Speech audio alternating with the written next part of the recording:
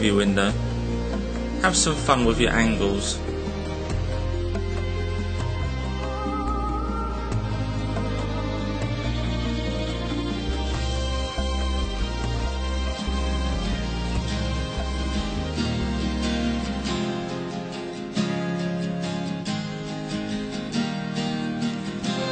If you notice, in the centre of the picture is a blue triangle.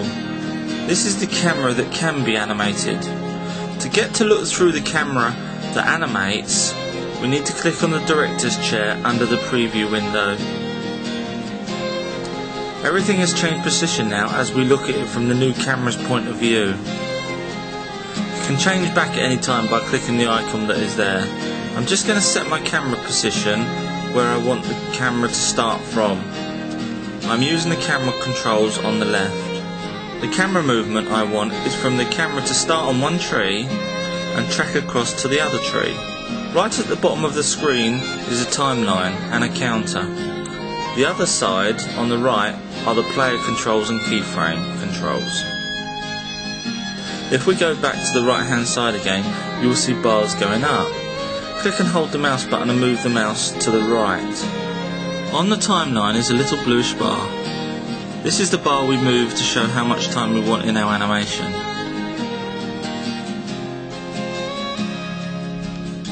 As I move the camera to the other tree, the timeline is white.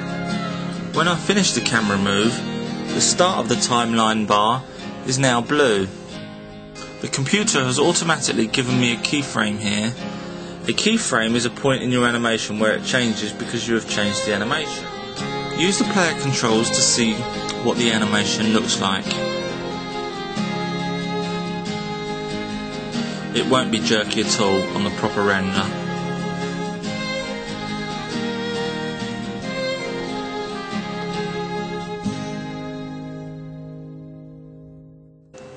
If you want to add more camera movements, just move the bar along from the end point to the length and time that you require.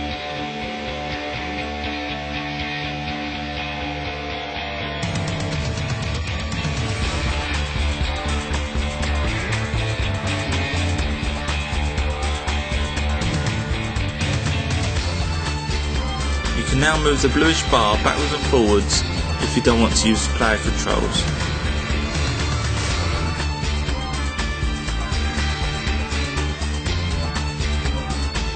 Now the camera swings round to show the other tree we started from.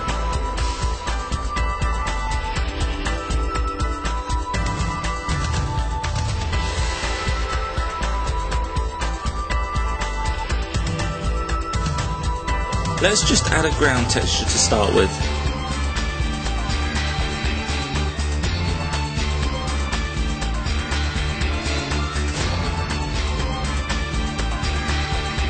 Now click the arrow next to the word create to bring up the objects window again. I'm going to choose a rock.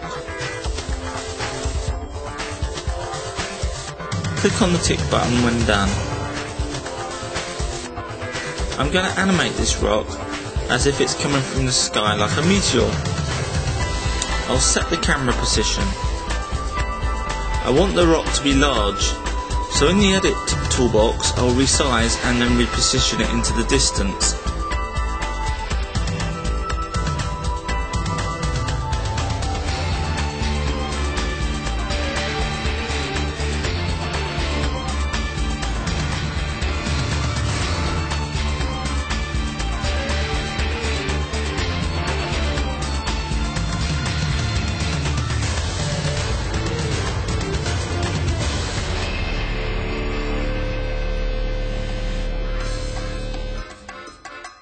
There is a cheat here.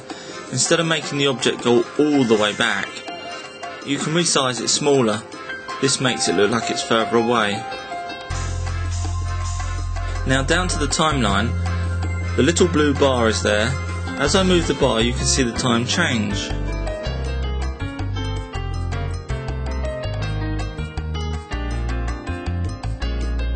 I want it to last longer than the default time. So again we click and hold the mouse button and move to the right on the bars. I'm now leaving around 5 seconds for my time.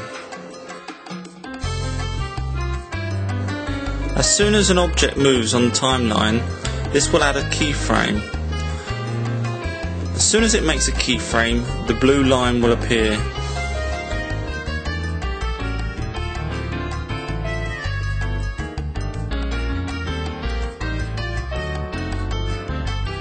I'll keep moving this object so it gets closer to the camera. I'll also add spin by using the rotate icon.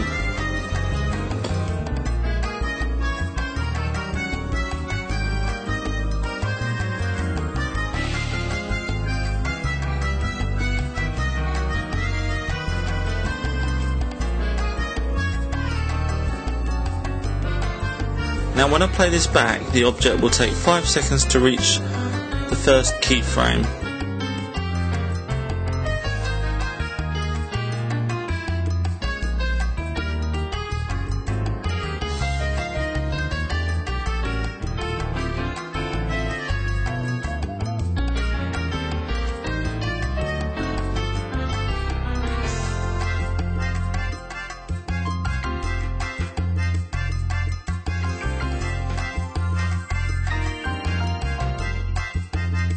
If I move the timeline along another second and move the object past the camera, this will add another keyframe and will make it look like the rock hits the ground and bounces past the camera.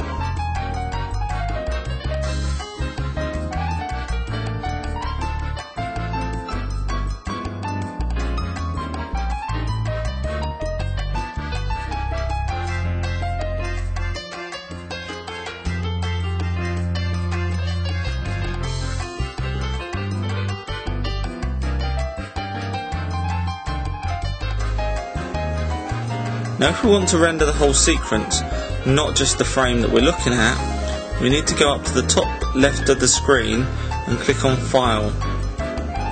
Then click on Render Animation. A new window opens with options you'll need to change.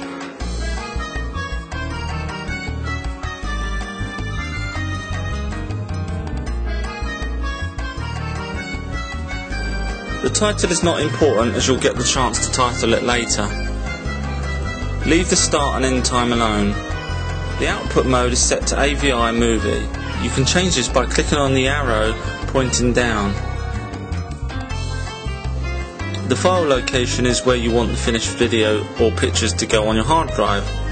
Please note, full AVI uncompressed and bitmap pictures do take up a lot of hard drive space, so before you start, make sure you have enough hard drive space.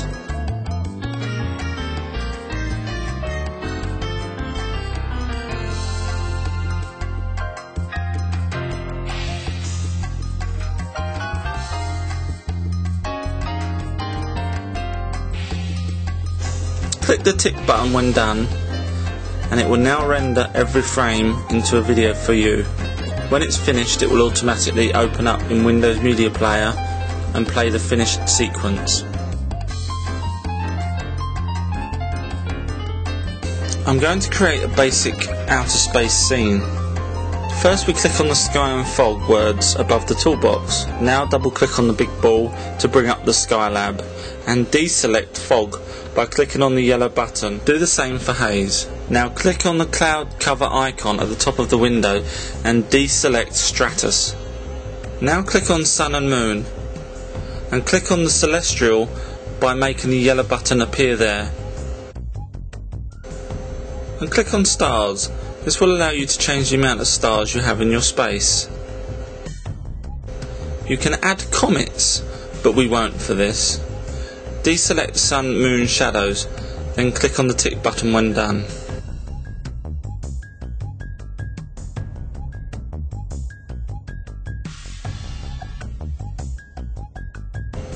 Now by clicking and holding the mouse button on the big black ball, we can make it night time. Now the preview window shows a black sky with stars. I'll render this to show you. The ground is not part of the sky, and in this tutorial we are not dealing with the texturing of the ground. To have the screen full of stars, we simply move the camera. I've tilted the camera up and I'll render.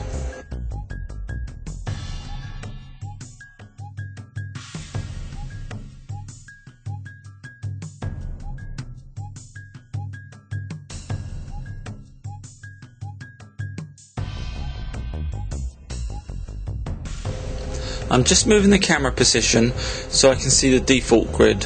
The grid is where every object is placed when selected.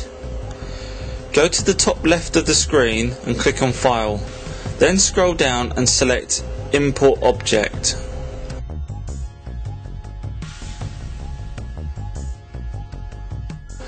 Find the file you're looking for and then click Open. We're going to import a 3ds file. 3ds is a file type made for 3ds Max.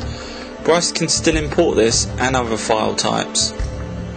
You might get some error messages. These are saying the image texture that should be with the 3ds file is not with it or has been moved. Click OK. I'm going to click Cancel at this point to stop looking for the image files. The 3ds object is now on the screen as a solid object. In its own program, the 3ds file might have had different parts that could be moved. In Bryce, it's just one solid object. I'm going to go closer and render. It's too dark to see detail here because our sky is now space and we have no light source to shine on the ship.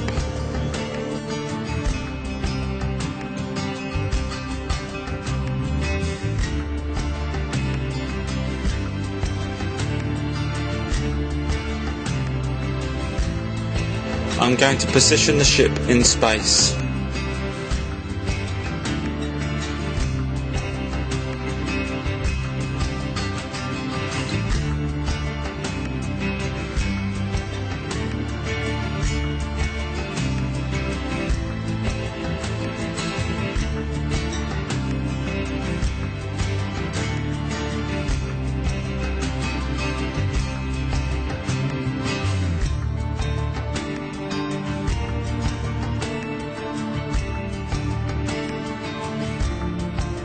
I want to add lights to the scene to show the new ship more clearly.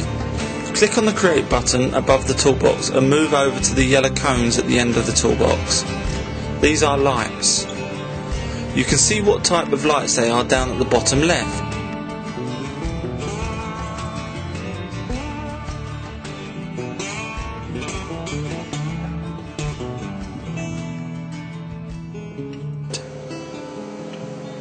I'm going to choose the last one. The computer has placed a light on the default grid. I need to move my camera to see it. I want to bring the light all the way up to my spaceship.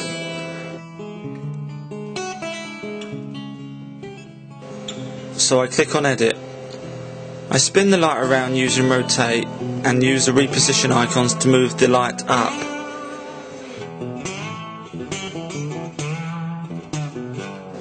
The line that comes out of the light is pointing to the spaceship. This is the front of the light. Imagine it as a torch. I'm moving the light so it lights part of the ship that the camera sees. The light is not very big, I can resize it.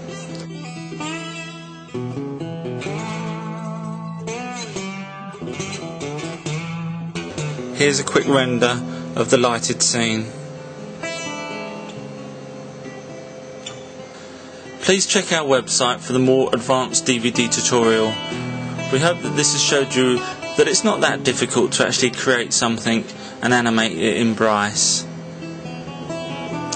If you do have any questions, you can visit our website and click onto the forum.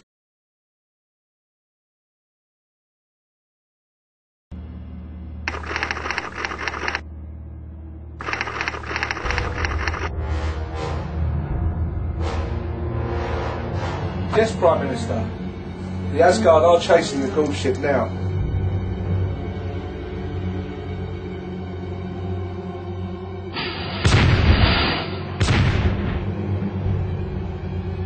The Gold ship is heading straight for Earth.